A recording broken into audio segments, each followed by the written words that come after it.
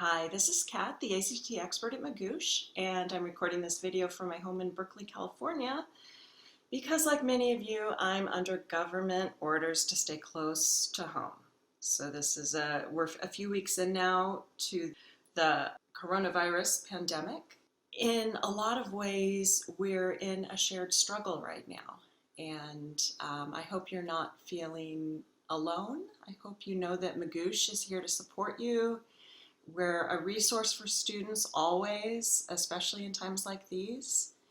And I'm recording this video to help you think through and plan through what the most recent ACT test cancellations, what that means for you. And hopefully to reassure you. If you haven't heard the news, the April 4th ACT has been canceled, and for those who are scheduled to take that exam, your next chance to do so is June 13th for US students or June 12th or 13th for international. And then after that, there are tests scheduled for July 18th in the US and July 17th and 18th internationally. Everybody is working hard right now to reschedule, to regroup, and people want you to be able to take this test. People want you to be able to go to college at this time that you originally were going to enter, whether that's fall 2020 or a semester later, or whether you're wanting to start the application process this summer, fall, with fall 2021 being your entry date. And so what does all this mean for somebody who is in the college application process? Well, if you're already planning on going to school starting fall 2020, the most important thing to do right now is to keep all of your schools informed of anything that might pose a hindrance in your schedule.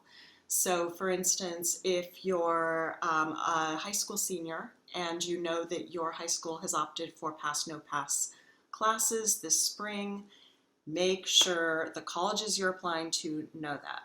If transcripts are going to be delayed, just keep them informed.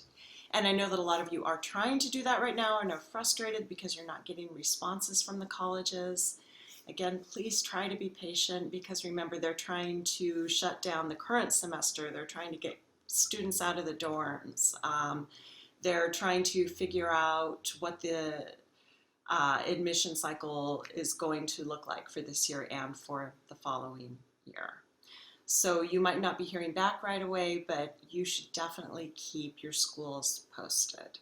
Already there have been some accommodations made, so several colleges have come out and they've done things such as said there's an extension available for the deadline at which you have to choose a school and submit your deposit. A number of schools have agreed to extend that deadline. Now, a number of schools have not agreed to do that. And so what we're looking at right now is a case-by-case situation. Each school has their own policies. I think a lot of colleges are going to be flexible, but we're also going to see a really wide range in terms of how lenient schools are going to be. So your job is to keep your schools informed. We have a couple different links below this video where you can track certain things, such as if you go to the NACAC site, that's the Association for College Counseling Admissions. They have created a database where you can go in and find out what the status is of any given number of colleges, universities, to see if they're making any exceptions, if they've extended any deadlines. And so my advice for you here is to, well, first of all, I'll summarize. Number one, keep all of your colleges informed, especially for those of you who are going in fall 2020. Make sure that you're in good communication with your colleges, even if you aren't hearing back from them right away. And then second, adopt the mindset as if. Proceed as if the tests are going to happen in June, and make sure that you are signed up for a test date. That's not going to happen automatically. If you are signed up for the April test date, you should have received an email from the ACT.org telling you how you can reschedule or how you can get your money refunded to you if you're not going to take a test in this summer. So get yourself the test date that makes sense for you. Embrace that mindset. And then the next thing I want you to do is to just really ask yourself, do I need a break before I start studying? We're all in different situations right now. We all have families in different situations right now, and it is perfectly acceptable to take a break before jumping right back into studying.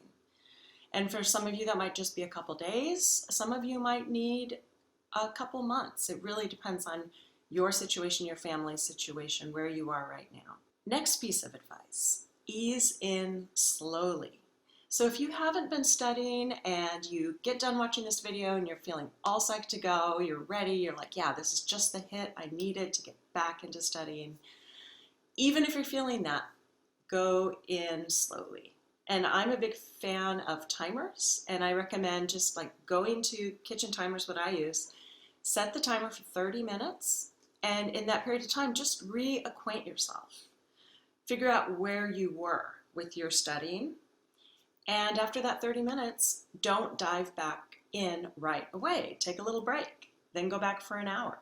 If you can do 30 minutes a day, an hour a day, you're going to be in really good shape.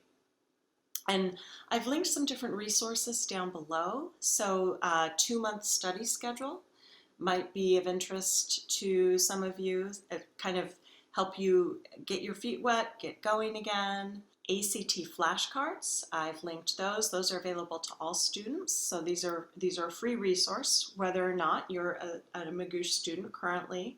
I've linked a downloadable PDF of a practice test, and that's always a great thing to do. So if you don't want to follow a schedule, if you kind of prefer to carve your own path, you might consider taking a look at the practice test PDF, printing it out, and letting that be your ease in back to studying. And I also linked a couple lessons to this video. So one on how to deal with stress, mastering stress, and another one about how to focus and master distractions. And so I've made both of those lessons available for all students. They used to only be premium lessons, but I wanted everyone who watches this to have access to those because I think they might be particularly helpful during this time. I'll end with that for now. If there's anything we can do to help, please let us know. I have confidence in you and we're rooting for you. Take good care.